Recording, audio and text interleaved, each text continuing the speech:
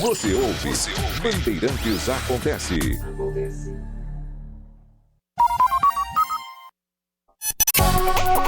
Saber, entender, compreender, conhecer, descobrir, ouvir. Bandeirantes Acontece.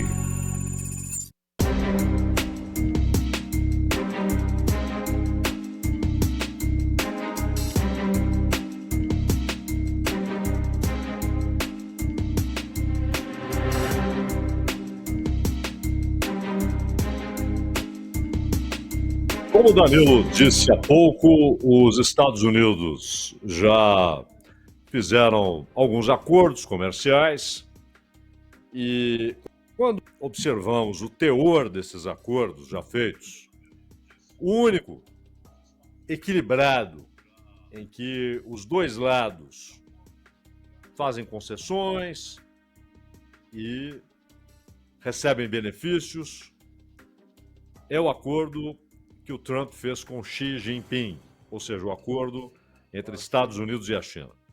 Só.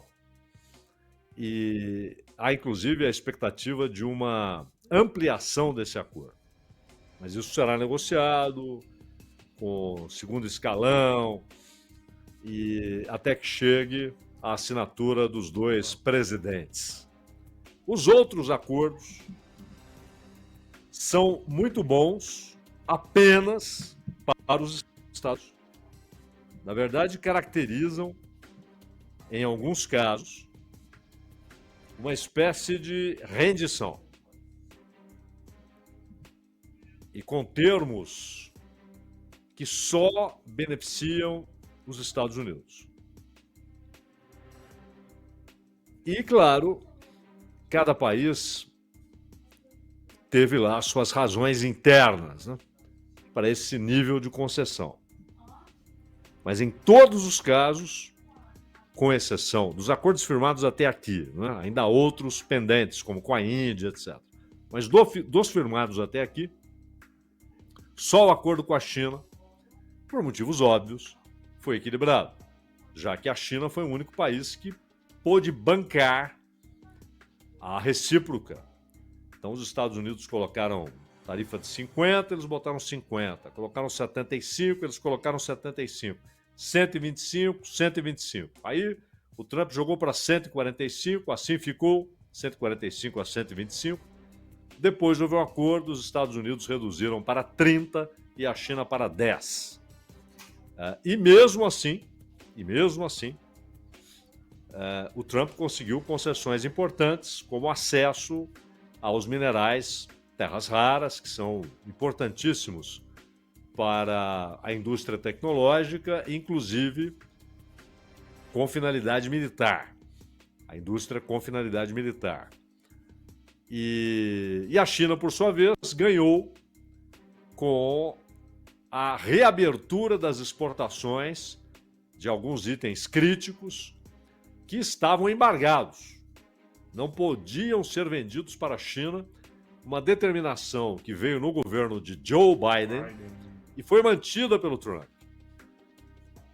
Esse embargo foi mantido pelo Trump, essa determinação foi mantida pelo Trump. Aí houve o acordo Trump-Xi Jinping, essas mercadorias, repito, de importância crítica, foram liberadas para serem exportadas para a China, e a China liberando aquilo que ela havia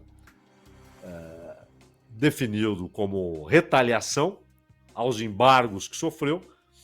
Ela então parou de exportar e proibiu, inclusive empresas privadas, de exportarem esses minérios de importância inequívoca para a indústria de alta tecnologia, inclusive militar. Então o acordo foi equilibrado. Os outros não. Mas esta semana foram anunciados 3 acordos e chama a atenção exatamente o nível de concessão dos países que fizeram esses acordos com o Trump. Começando pelo Japão. O Japão não é um país qualquer em termos econômicos. O Japão tem o 4º maior produto interno bruto do mundo. O Japão é um país altamente industrializado, mas tem a sua produção voltada como fator econômico primordial para o mercado externo, um país exportador. Tanto que a moeda japonesa, o ien, é fortemente desvalorizado, artificialmente desvalorizado, como a China faz com o yuan, mas a China já foi muito mais desvalorizado o yuan, ele até se valorizou muito nos últimos anos, mas há claramente o uso do valor da moeda na relação com o dólar, na cotação, dólar, moeda local, de maneira artificial. Então, o ien é muito baixo, ele oscila um pouquinho mais, um pouquinho menos, mas fica na casa ali de $1 para 100 ienes. Exatamente para que o produto japonês seja muito competitivo no mercado externo. O Japão, que teve uma importância muito maior no mercado internacional, mas grande parte desse mercado foi tomado pela China, né? Então, o Japão está num momento econômico muito difícil, com inflação alta para os padrões japoneses, com mais desemprego do que o desejável e mais, com empobrecimento de uma parte expressiva da população. O Japão tem hoje muita gente morando na rua. E, inclusive, no inverno, você tem até os abrigos que o Estado garante, em estações de metrô, etc. Principalmente pessoas de idade que estão sem renda. Então há um empobrecimento para os padrões japoneses, é claro. E há também uma crise política. O PLD, que é o partido que está no poder desde 1955, com algumas interrupções, ele está no poder. Em períodos muito curtos ele não esteve no poder, ou seja, com a maioria parlamentar e o primeiro-ministro. Na maior parte do tempo, desde 55 a 70 anos, o PLD é quase hegemônico. E agora ele tornou-se minoria, primeiro na Câmara e no último fim de semana no Senado. Foi muito mal na eleição para o Senado. Inclusive, há 3 dias, o primeiro-ministro, o Shigeru Ishiba, disse que não vai renunciar. Mas há 2 jornais japoneses, o Mainichi e o Yomiuri, dizendo que Ishiba deixará o cargo em agosto. Pode até antecipar para julho, ele não confirma isso, que vai deixar o cargo.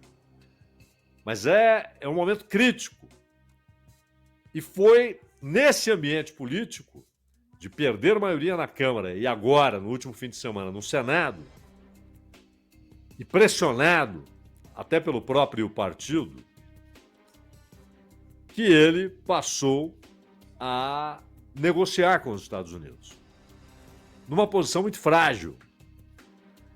E a eleição para o Senado, ela reforçou o crescimento de um partido que é trampista, né, no seu ideário ali, que é o Sanseito, que defende expulsão de imigrantes.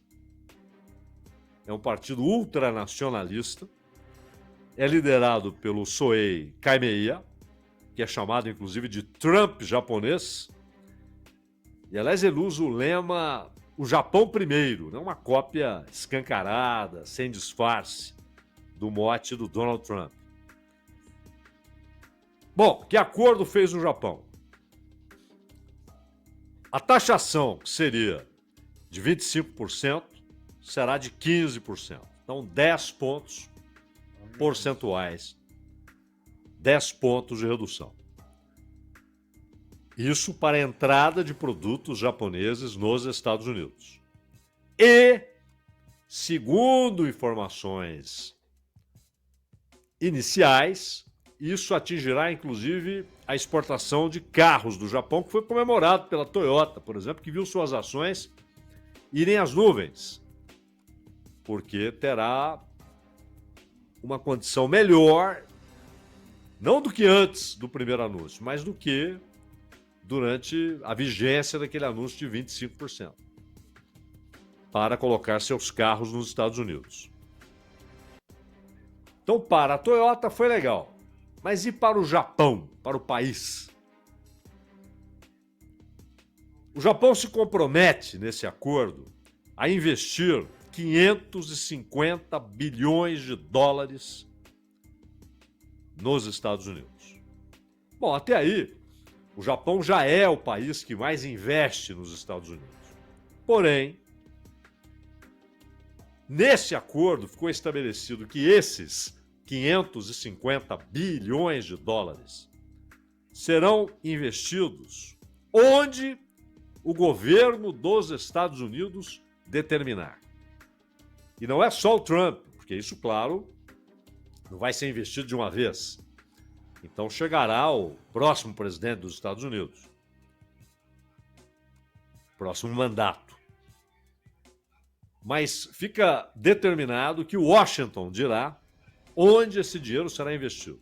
Já, inclusive, designou que será em energia, indústria militar,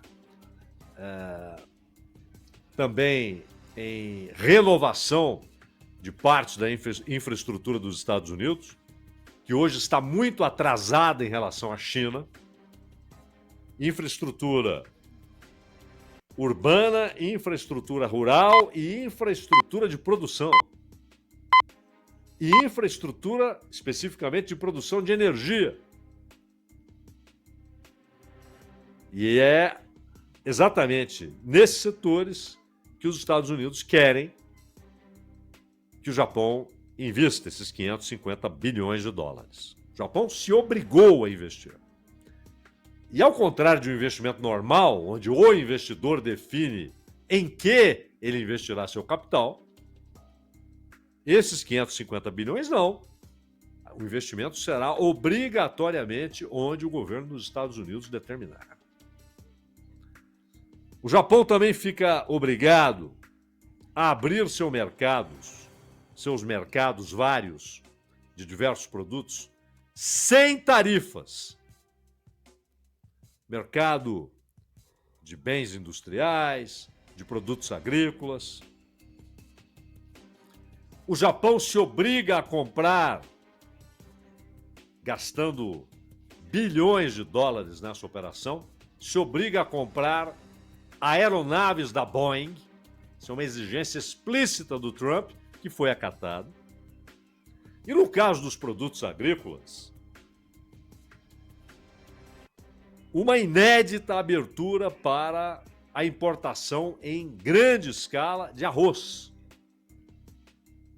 Ou seja, o Japão tem uma política antiquíssima de proteger o seu produtor de arroz, que está ali em pequenas propriedades e precisa de produção. Então o governo compra o excedente, forma estoques. Este ano até teve de usar parte do estoque de arroz, porque os preços subiram muito. Aliás, aí está uma das causas do desempenho ruim do PLD do Ishiba na eleição. Mas agora se obriga a importar arroz. E é claro que isso vai afetar milhares de produtores no Japão. É inédito que aconteça nesse nível. É quase o abandono de um paradigma, de uma referência histórica da relação do Estado japonês com os produtores. Não é esse ou aquele governo, é do Estado japonês. O que vocês acham? É um bom acordo para o Japão? Sem dúvida é um bom acordo, repito, para a Toyota. Mas para a economia japonesa no geral, para o povo japonês, e com essas imposições imperiais, vão investir 550 bilhões onde eu determinar. E aqui o eu não é especificamente o Trump, mas onde o governo dos Estados Unidos determinar, porque, repito, isso irá além do mandato do Trump. No caso da Indonésia, a Indonésia é um país hoje que se desenvolve rapidamente. É um país grande, é um país com uma população considerável, né? A Indonésia não demora, chega a 300 milhões de habitantes, já está em 280 e tantos. E é um país que se desenvolveu muito, mas que precisa da relação com os Estados Unidos em dois aspectos principais. Ela precisa exportar para o mercado dos Estados Unidos, considerando os países individualmente, é o maior mercado do mundo, não considerando blocos, né, como a União Europeia e tal, mas como país é o maior mercado do mundo, o mercado dos Estados Unidos. Mas a Indonésia também precisa importar tecnologia de ponta, até para conseguir manter sua indústria com alto nível de produtividade. Pois bem, na Indonésia, as tarifas cobradas pelos Estados Unidos seriam de 32%. Foram reduzidas para 19%. É uma redução legal, 13 pontos, né, de 32 para 19. 13 pontos. Porém, a Indonésia, ela se obriga a eliminar 99% de suas tarifas. Restrições. Seu mercado a produtos agrícolas e industriais dos Estados Unidos. Também nesse acordo, ficou estabelecido que a Indonésia se compromete a garantir o fornecimento para os Estados Unidos de materiais críticos, ou seja, minerais que são essenciais para a indústria moderna, ou seja, aquela que utiliza alta tecnologia, e também para bens de consumo, né, que utilizam alta tecnologia. Esses minerais são críticos. A Indonésia se obriga a fornecê-los aos Estados Unidos e se compromete a comprar aeronaves da Boeing, assim como o Japão. Japão e Indonésia se obrigam à compra de aeronaves da Boeing e também compra de energia produzida nos Estados Unidos, inclusive gás e petróleo. Não importa se precisa, se não precisa, se quer, se não quer, se há preços melhores em outro país, em outro fornecedor, não importa. Japão e Indonésia se obrigam à compra de energia dos Estados Unidos. E, finalmente, as Filipinas. A redução foi mísera, né? As Filipinas estavam taxadas inicialmente em 20%, seriam taxadas em 20%, e isso desceu para 19%. Esse 1 ponto percentual significa 0,5% da tarifa original de 20%. Né? 1 ponto de 20%, 0,5%, porque caiu 1 ponto. Isso significaria, no caso do Brasil, por exemplo, uma redução de 50% para 47,5%. Todos nós diríamos, isso é ridículo. Continua uma tarifa absurda, de 50% para 47,5%. Não resolveria o problema. No caso das Filipinas, a redução foi de 20% para 19%. É um negócio simbólico. E em troca, os exportadores dos Estados Unidos não pagarão tarifa para colocarem seus produtos nas Filipinas. 0. O filipino permitirá a construção no sul do país de uma base militar dos Estados Unidos. Inicialmente, essa base será para reabastecimento, mas poderá receber tropas. Essa base no sul das Filipinas, ela é considerada pelo Departamento de Defesa dos Estados Unidos, pelo Pentágono, muito importante em um possível confronto militar com a China.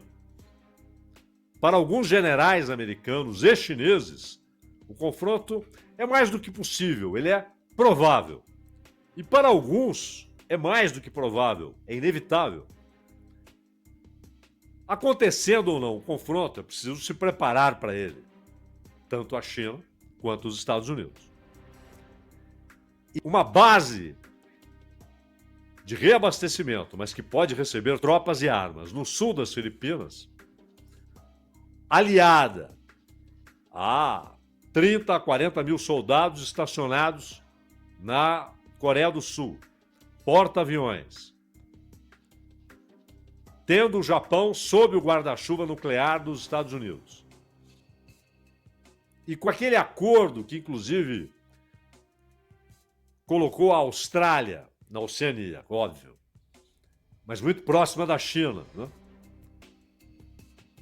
Como parte desse cinturão militar, essa base nas Filipinas é considerada muito importante. O presidente das Filipinas é o Bongbong Marcos. Ele é filho do Ferdinand Marcos, ditador já falecido. Inclusive, a vice do Marcos, a vice do Bongbong, é a Sara Duterte, que é filha do Rodrigo Duterte, o antigo presidente, que governou as Filipinas como um ditador do terror, né? Ele dizia que estava combatendo o tráfico de drogas, mas aproveitava o embalo e havia execução de opositores e tal, e todo mundo que era executado, você colocava lá o carimbo, traficante. Sendo ou não sendo. Era contra o governo, isso era o Duterte. A filha dele, que foi prefeita, tal, a filha dele é a vice do Bongbong. O Bongbong, filho do Ferdinand, o pai dele era ditador e tal. E ele foi nos Estados Unidos, lá estudou. É um americanófilo, né? Ele ama os Estados Unidos.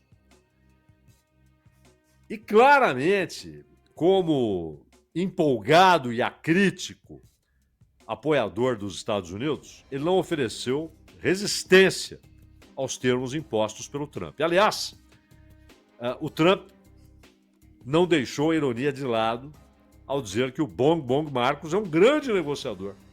Na verdade, foi uma moleza negociar com o Bongbong Marcos. Quando olhamos esses três acordos,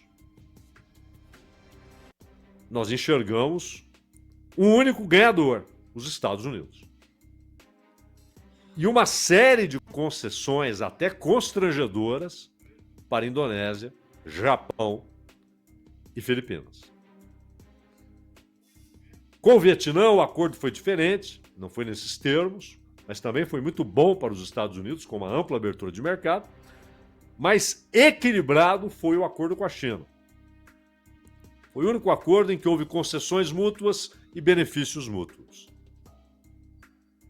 De resto, todos os acordos feitos só foram bons para os Estados Unidos, meu caro Danilo Gobato.